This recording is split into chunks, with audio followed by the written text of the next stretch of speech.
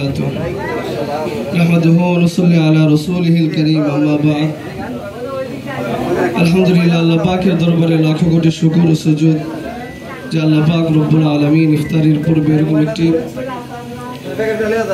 ইফতারির মজলিসে আমাদের সকলকে একত্রিত করেছেন এই জন্য আমরা সকলে আল্লাহ পাকের দরবারে শুকরিয়া আদায় করি বলে আলহামদুলিল্লাহ।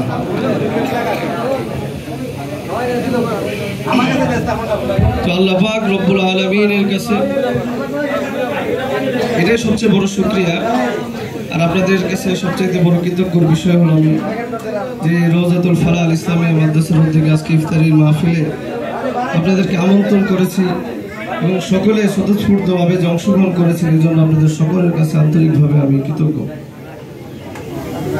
তো আসলে এই মাদ্রাসা লক্ষ্য এবং উদ্দেশ্য কি কারণে আসলে রওজাতুল ফালাহ ইসলামিয়া আজ কোনাবাড়িতে প্রতিষ্ঠিত হয়েছে, ইফতারির পূর্বে অল্প সময় মুক্তাসার আমি কথা বলতেছি যে আল্লাহ পাক রব্বুল আলামিন দুনিয়াতে মানুষ ঠিক পাঠিয়েছেন এবং প্রত্যেকটা মানুষ বা মুসলমান হিসেবে যে আমাদের সফলতা, চূড়ান্ত সফলতা হচ্ছে আখিরাতের সফলতা।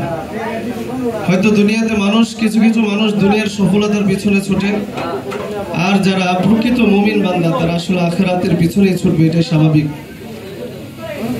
তো আখিরাতের সফলতা অর্জন করা এটা প্রত্যেকটা মুসলমানের হৃদয়ের তামান্না হওয়া উচিত, ঠিক না? ঠিক সেই প্রেক্ষিতে